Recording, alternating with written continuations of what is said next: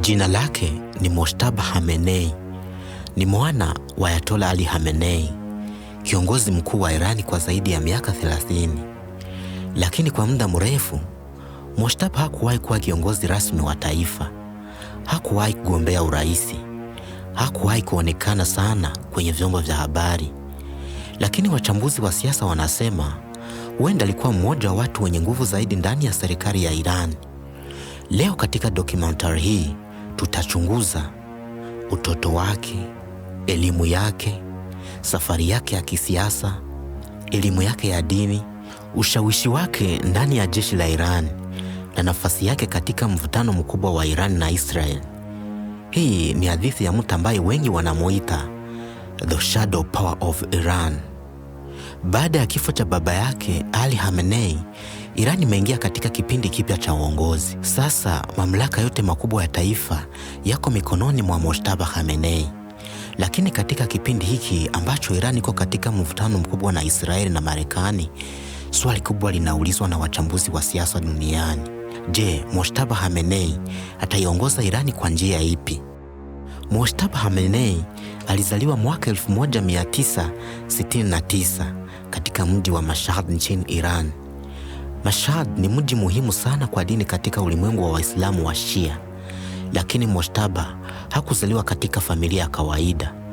Baba yake, Ali Khamenei, alikuwa mwanazuoni wa dini na mwanaharakati wa kisiasa katika miaka ya 1970.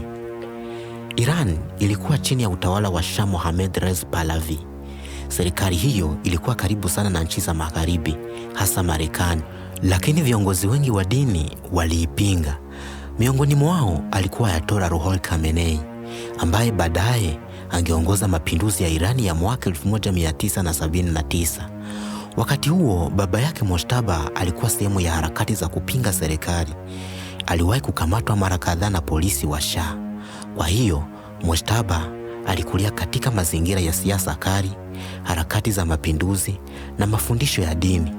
Na mwaka 1979 mapinduzi ya Kiislamu yalibadilisha kabisa historia ya Iran. Baada ya kumaliza elimu ya kawaida, Mojtaba aliamua kufuata njia ya baba yake. Aliingia katika seminari ya kidini mjini Qom. Qom ni mojawapo ya vituo vikubwa zaidi vya elimu ya Kiislamu duniani.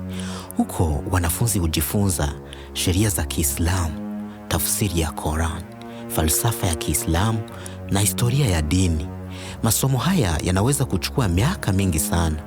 Wanafunzi bora wanaweza kuwa wanazuoni wakubwa wa dini.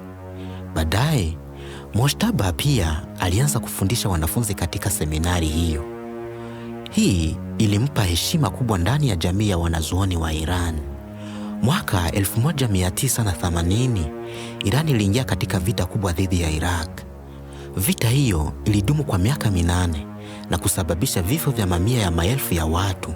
Katika kipindi hicho, Mojtaba alijiunga na vikosi vya walinzi wa mapinduzi ya Iran, IRGC. IRGC ni jeshi maalum lililoanzishwa baada ya mapinduzi ili kulinda serikali ya Kiislamu. Vita hiyo ilibadilisha kabisa maisha ya vijana wengi wa Iran. Kwa Mojtaba, vita hii ilimsaidia kujenga uhusiano mkubwa na viongozi wa jeshi la IRGC, uhusiano ambao baadaye ungekuwa muhimu sana katika nguvu zake za kisiasa. Baada ya baba yake kuwa supreme leader wa Iran mwaka 1989, Mojtaba alianza kuwa karibu sana na ofisi ya uongozi wa taifa.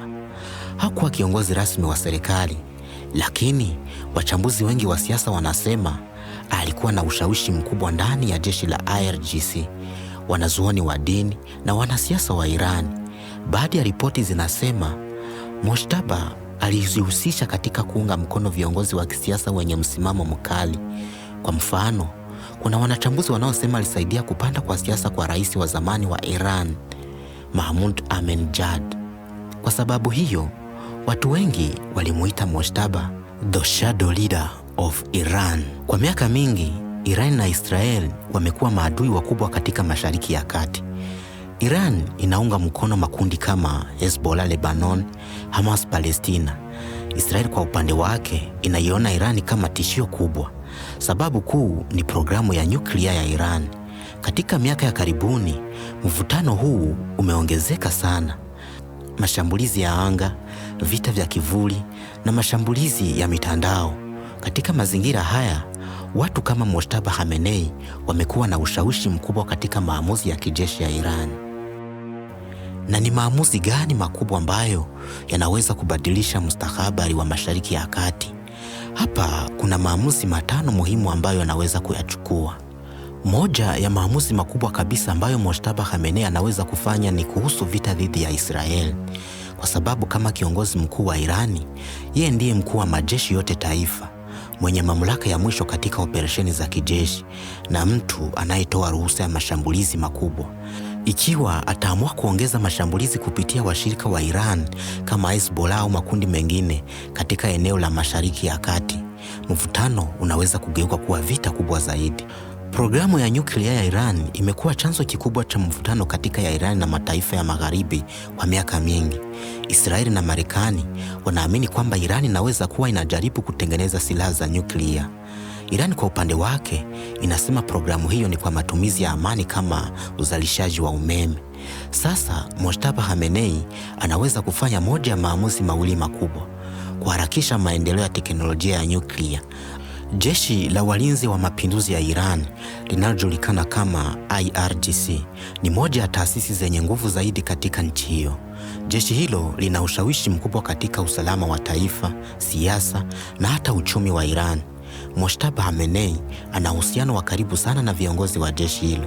Kwa hiyo, wachambuzi wengi wanaamini kwamba chini ya uongozi wake, IRGC inaweza kuwa na nguvu zaidi kuliko hapo awali.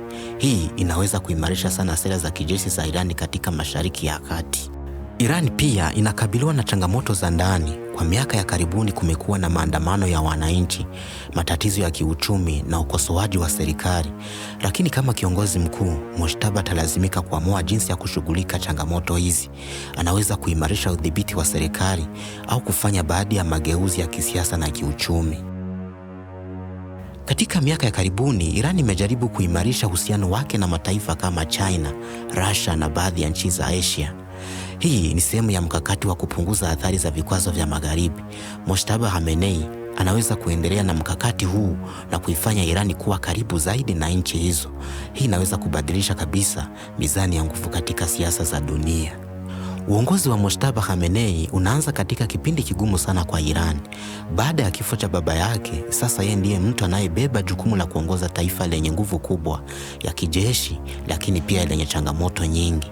Maamuzi yake kuhusu vita, diplomasia, uchumi na siasa za ndani yanaweza kuamua mustakabali wa Iran kwa miaka mingi ijayo. Na katika eneo ambalo tayari lina migogoro mingi, maamuzi ya mtu mmoja yanaweza kubadilisha historia ya Mashariki ya Kati.